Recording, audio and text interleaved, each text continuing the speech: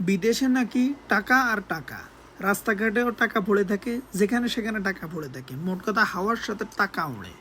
এই কারণে কারো দেশে ভালো লাগে না, সবাই বিদেশে আসার জন্য হই হুল্লোড় করে। আর একজন মানুষ যখন বিদেশ থেকে হঠাৎ দেশে যাওয়ার কথা বলে, তখন বন্ধু বান্ধব, আত্মীয় স্বজন, নিজের মা বাবা পর্যন্ত বলে, বাবা দেশে আসি কী করবি, দেশে আসিতে কিছু নাই, কিছু করার মধ্যে কিছু নাই।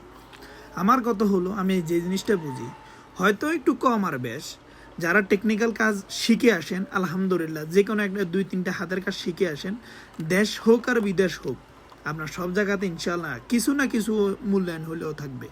দেশে হয়তো 200 টাকা কম, কিন্তু আপনার মূল্যায়ন ঠিকই আছে। প্রত্যেকদিন কাজ নাও থাকতে পারে, ঠিক আছে, কিন্তু তারপরও আপনার একটা দাম আছে।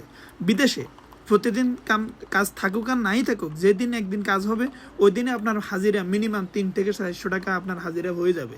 কারণ দেখতেছেন, আমি একটা ফ্রিজ এসির আউটডোর ইউনিট কানেকশন দিতেছি, যদি ফ্রি বিশাল লোক এই কানেকশনটা দিত, মিনিমাম 150 রিয়াল তারা নিত। তো এই জিনিসটা করতে আমার সর্বোচ্চ 15 থেকে 20 মিনিট সময় লাগবে। আর জোরে গেলে 10 মিনিটের বেশি লাগার কথা না, তারপর 15 মিনিট আমি বলছি। তো এবারকে বুঝেন, টেকনিক্যাল কাজ জানা থাকলে ইনশাল্লাহ আল্লাহর রহমতে বাতের অভাব হবে না।